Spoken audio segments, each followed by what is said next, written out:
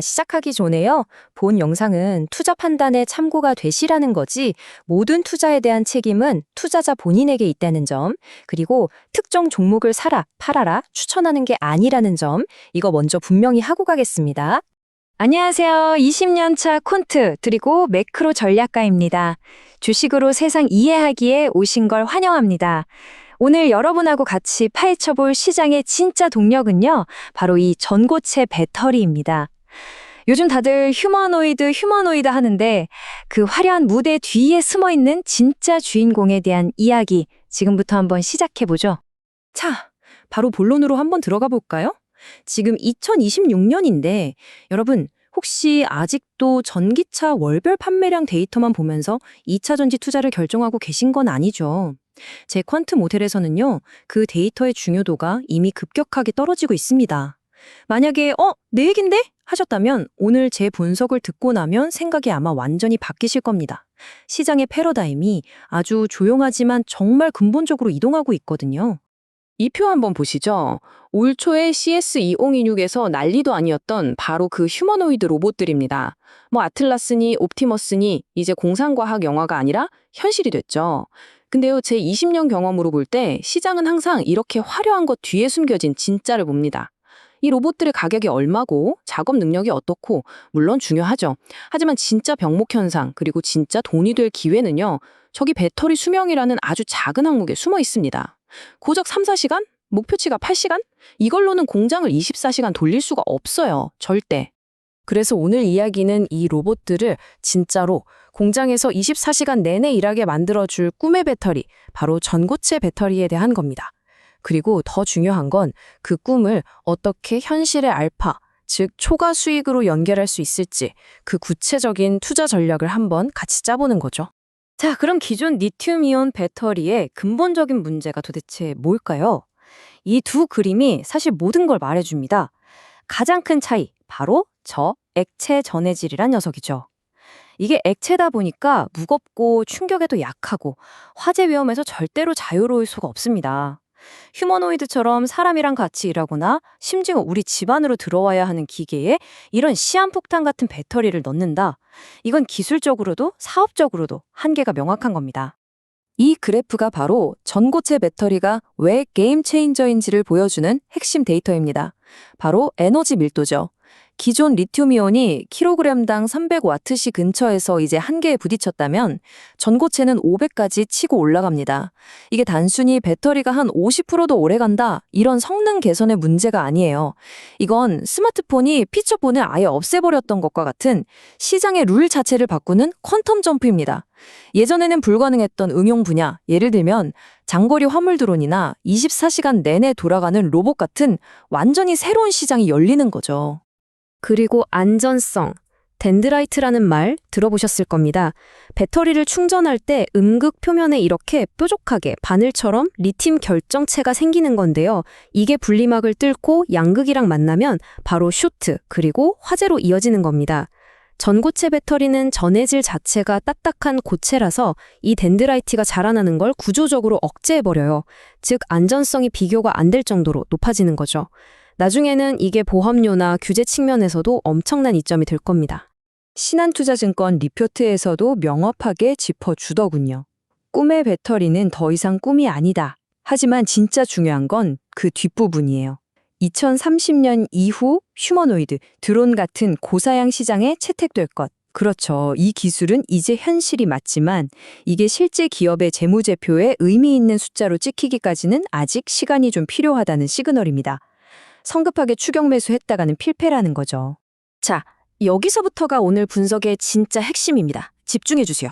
이런 상황을 보면 저는 과거 반도체 슈퍼사이클 초입이 대자비처럼 떠오르거든요.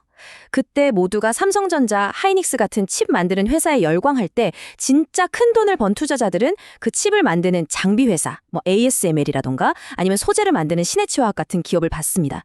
전고체 배터리도 똑같습니다.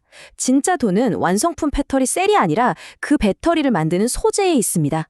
이 밸류 체인을 한번 보세요. 우리가 눈으로 보는 건 1번 휴머노이드나 전기차 같은 완제품이죠.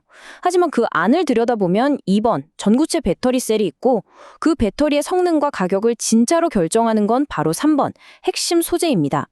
기술적 해자, 그러니까 아무나 쉽게 따라할 수 없는 그 진입 장벽이 가장 높은 곳이 바로 이 3번 영역이라는 거죠. 우리가 찾아야 할 돈은 바로 저 양파의 가장 깊숙한 심지에 묻혀 있는 겁니다. 이 차트가 제 주장을 뒷받침하는 아주 재미있는 데이터입니다. 2030년에서 2035년까지 보면요. 시장의 연평균 성장률, CAGR이라고 하죠. 이게 32%로 폭발적으로 성장하는데 전체 배터리 시장에서 차지하는 침투율은 고작 6.1%에 불과합니다. 자, 이게 뭘 의미할까요? 아직은 대중화 시장이 아니라는 겁니다.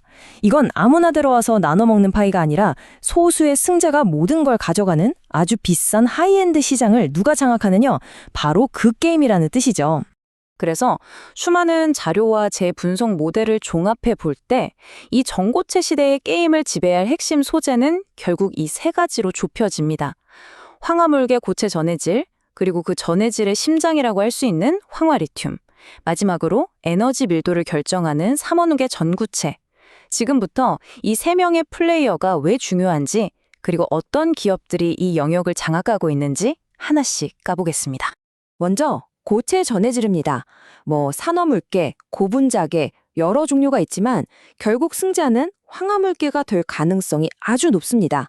왜냐? 이온 전도도, 그러니까 리튬 이온이 움직이는 속도가 액체 전해질 수준으로 가장 빠르기 때문이죠. 이걸 차로 비유하면 다른 것들이 그냥 국도라면 이 황화물계는 8차선 고속도로인 셈입니다. 당연히 고출력이 필요한 전기차나 로봇에는 황화물계가 쓰일 수밖에 없는 구조죠. 자, 그럼 이 황금 같은 소재 시장에서 진짜와 가짜, 옥과 도를 가려봐야겠죠? 그냥 테마에 편승해서 주가만 반짝하는 기업이 아니라 진짜 2030년 이후의 시장을 지배할 기술적 혜자를 가진 그런 숨은 챔피언들을 한번 찾아보겠습니다. 첫 번째 플레이어는 황화물계 고체 전해질의 핵심 원료죠. 황화리튬의 지배자, 바로 이수 스페셜티 케미컬입니다. 이수 스페셜티 케미컬의 핵심 경쟁력은 딱 한 단어, 원가입니다. 황화리튬이라는 게 만드는 과정이 굉장히 까다로워서 가격이 비싸거든요. 근데 아무리 좋은 기술도 너무 비싸면 상용화될 수가 없잖아요. 결국 전고체 배터리 대중화의 관건은 가격인데 이수는 경쟁사 대비 압도적인 원가 경쟁력을 확보한 것으로 분석됩니다. 앞으로 시장이 커지면 커질수록 이렇게 값싸게 대량으로 공급할 수 있는 능력이 바로 이 기업의 아주 강력한 혜자가 될 겁니다. 자, 두 번째 플레이어입니다. 양극재의 심장이자 에너지 밀도를 직접적으로 결정하는 바로 저 3원계 전구체 분야의 강자, 에코프로 머티리얼즈입니다. 이 기업은요, 기술력과 지정학적 수혜라는 두 개의 아주 강력한 엔진을 동시에 가지고 있죠. 에코프로 머티의 가치는 크게 두 가지 축에 있습니다. 첫째, 전고체의 높은 에너지 밀도를 구현하려면 결국 하이니켈 기술이 필수적인데 이 분야에서 국내 최고의 기술력을 가졌다는 점.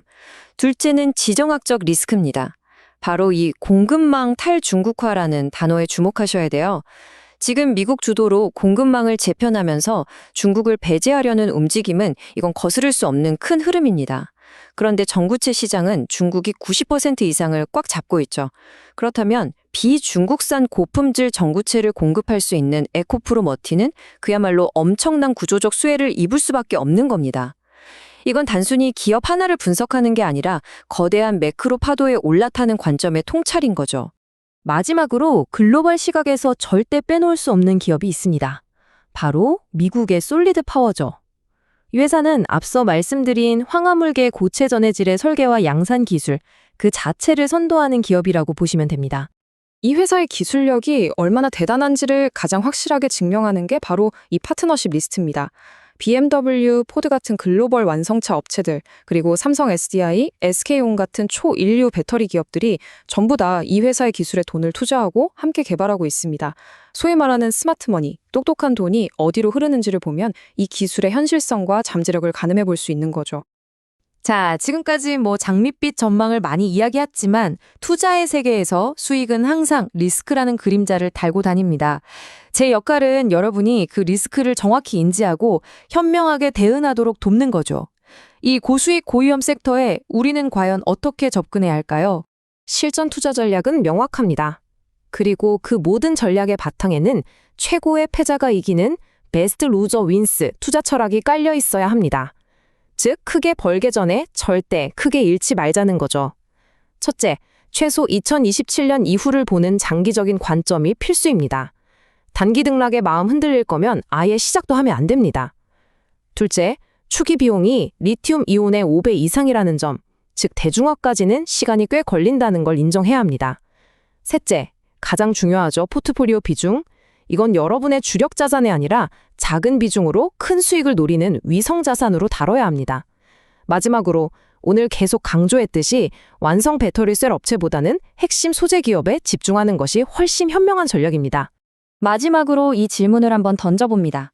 10년 뒤 여러분의 포트폴리오는 그저 화려해 보이는 꿈인 휴머노이드 자체에 투자했습니까?